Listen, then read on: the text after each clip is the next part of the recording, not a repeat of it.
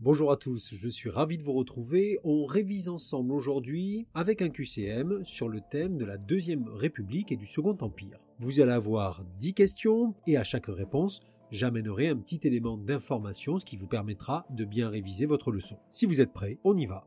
Question 1. Qui prend la tête du gouvernement provisoire de la Deuxième République en février 1848 ? Alphonse de Lamartine, Ledru-Rollin, Louis Blanc, Louis-Napoléon Bonaparte. Allez, quelques secondes pour répondre. Il s'agissait bien entendu de Lamartine. Alphonse de Lamartine s'impose dès la Révolution de février 1848. Je vous rappelle qu'elle aboutit à l'abolition définitive de la monarchie par l'abdication de Louis-Philippe. Ledru-Rollin et Louis Blanc sont bien présents dans ce gouvernement, mais ils n'ont pas le rôle central que va avoir Alphonse de Lamartine. Question 2. Quel droit est voté par l'Assemblée nationale le 27 avril 1848 ? Est-ce l'abolition de l'esclavage, l'instauration du suffrage universel ou la proclamation du Second Empire ? Il s'agit effectivement de la fin de l'esclavage. Le 27 avril 1848, c'est le député Victor Schœlcher qui met au vote cette disposition qui est votée par l'Assemblée nationale. Disons-le tout de suite, la mise en œuvre concrète est quand même difficile dans les colonies. Question 4. Que se passe-t-il lors des journées de juin 1848 ?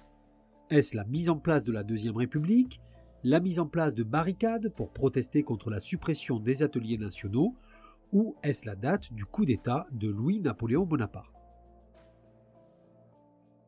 C'est bon, vous avez fait votre choix. En juin 1848, effectivement, Paris se couvre de barricades pour protester contre la suppression des ateliers nationaux par l'Assemblée nationale. On rappelle que les ateliers nationaux étaient une grande disposition sociale de la Deuxième République, censée donner du travail à plus de 200 000 chômeurs, mais ils avaient un coût financier très important et l'Assemblée décide de les fermer, provoquant ainsi une véritable guerre civile à Paris du 23 au 26 juin 1848. Autre question.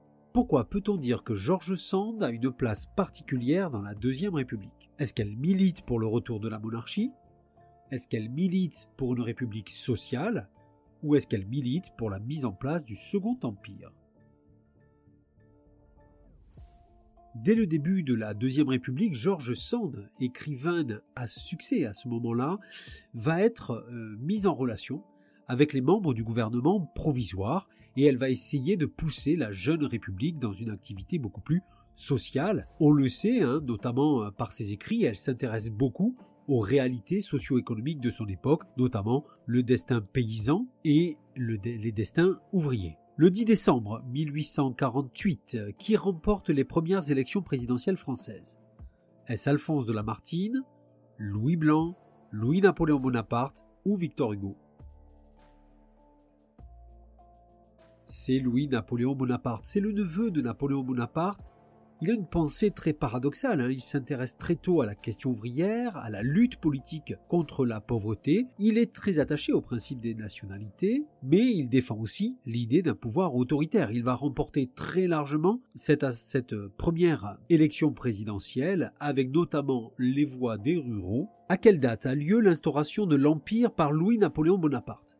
Est-ce le 10 décembre 1848, le 2 décembre 1851 ou le 2 décembre 1852. Attention parce que ces trois dates sont importantes dans la leçon. C'était effectivement le 2 décembre 1852, mais il pouvait y avoir un petit piège, ça pouvait être aussi le 2 décembre 1851. J'explique. La Constitution de 1848 ne permet pas à Louis-Napoléon Bonaparte, après sa première victoire dont on vient de parler aux élections présidentielles, de se représenter 4 ans après. Donc, il va organiser un coup d'État le 2 décembre 1851. Louis-Napoléon Bonaparte devient alors prince-président, avec des pouvoirs extrêmement étendus, et le 2 décembre 1852, la République est abolie au profit du Second Empire. Louis-Napoléon Bonaparte prend alors le nom de Napoléon III. Au début du Second Empire, Napoléon III rétablit le suffrage universel. Vrai ou faux ? Effectivement, Napoléon rétablit le suffrage universel masculin qui avait été limité par l'Assemblée précédente et il va s'en servir pour consulter les citoyens, surtout par plébiscite. Sous le Second Empire, comme sous le Premier d'ailleurs, ces votes servent souvent à légitimer l'empereur en fait. Par quel qualificatif Victor Hugo désigne-t-il Louis-Napoléon Bonaparte après son coup d'État dont on vient de parler? Napoléon le Petit, Napoléon le Moche, Napoléon le Bègue ou Napoléon l'Estropié? Bon, là, je pense qu'il n'y a pas trop de soucis sur cette question. Effectivement, à la tribune de l'Assemblée, Victor Hugo, qui est un écrivain tout à fait reconnu à ce moment-là, mais qui est aussi un député républicain, va qualifier Napoléon III de Napoléon le Petit. Victor Hugo a dû s'exiler, après ça, entre 1851 et 1870, d'abord à Bruxelles, puis dans les îles anglo-normandes de la Manche. Dernière question, quel événement met fin au Second Empire? Est-ce le printemps des peuples, les journées de juin, la révolution des Trois Glorieuses ou la défaite de Sedan? Il s'agit de la défaite de Sedan. La France s'engage dans une guerre contre la Prusse en 1870-1871. Cette guerre très mal préparée va voir se multiplier les défaites françaises et le 4 septembre 1870, Napoléon III abdique, mettant ainsi fin au Second Empire.